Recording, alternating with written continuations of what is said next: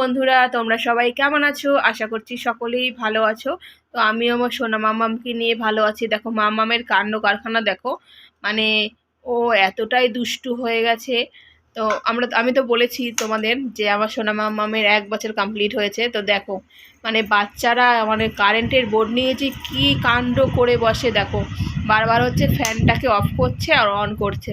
তো দেখো, আর ওর অত্যাচারে ওর বাবা হচ্ছে এখানে মাইক্রোপোর টেপ লাগিয়ে রেখেছে যাতে এখানে সুইচে মানে হাতটা না ঢুকে যায় প্লাগে।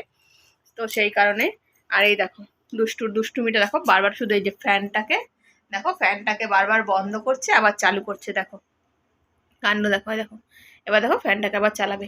মানে এতটাই কি বলবো, মানে খাটে তুলে এখন যেহেতু হাঁটতে পারে, খাটে তুলে রাখা যায় না, খাট থেকে পড়ে যায়, মানে সব সময় ওকে দেখে রাখতে হয়। মানে কি জ্বালাতনের মধ্যে যে রয়েছি না, কি বলবো বন্ধুরা।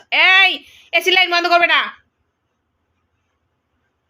সোনা, দেখো কাণ্ড দেখো, দেখো বারবার শুধু লাইটের সুইচ বন্ধ করছে। লাইট বন্ধ করে দাও দেখি। হ্যাঁ লাইট বন্ধ করো, বন্ধ করে দাও, নিচের দিকে থাকো, দেখো লাইট বন্ধ করে দেবে। এই আমার ভয় পাচ্ছে দেখো বকছি বলে, এমন দুষ্টু। দেখো তাকা তাকা, এদিকে তাকা, এদিকে আমার দিকে তাকা, তাকা।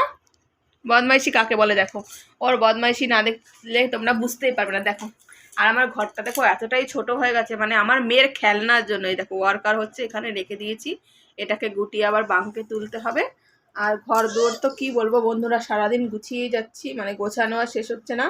সারাদিনে মনে হয় 3 থেকে 4 বার মশারি গুটাচ্ছি আর মানে আবার মানে ওর জন্য মশারি টানাচ্ছি। কেননা মাম্মাম যখন তখন ঘুমিয়ে পড়ে, ও যেহেতু এখনও ছোট, তো সেই কারণেই বারবার ও ঘুমিয়ে পড়ে, সেই কারণে বারবার তোমার মশারি টানাই আর আবার আবার তুলে দেখো গুছিয়ে।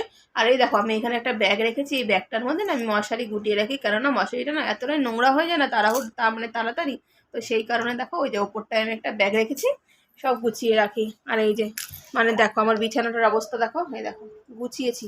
তারপরে হচ্ছে গিয়ে ইনি হচ্ছে গিয়ে মানে যেহেতু এখন আমি প্যাম্পাস মানে খুব কমই ইউজ করি, তো সেই কারণে দেখো এখানটায় হিসু করে দিয়েছে।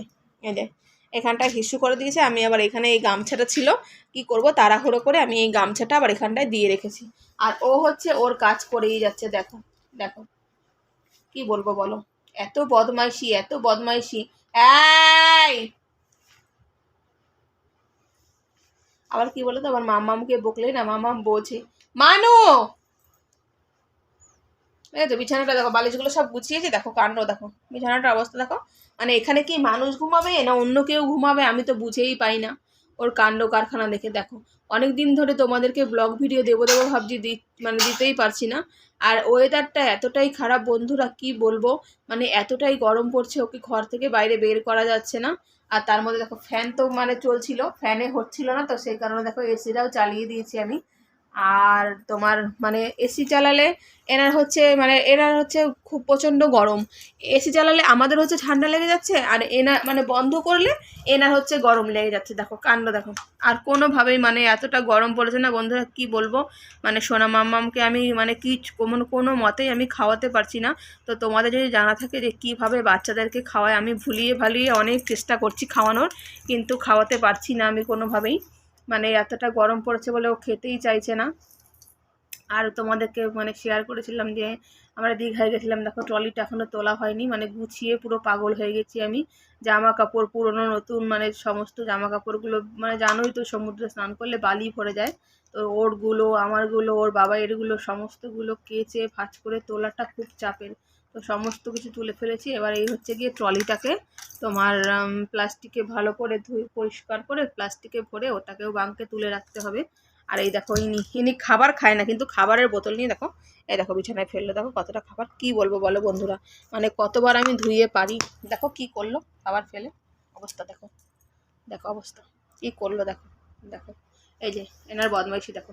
আর যদি আমি কিছু বলি মুখের মধ্যে ওই একটা হাত, আর হচ্ছে গিয়ে কোমরে একটা হাত, দেখো কি করে, দেখো ওর বদমাইশি দেখো, এই শুধু বদমাইশি ও করতে থাকে।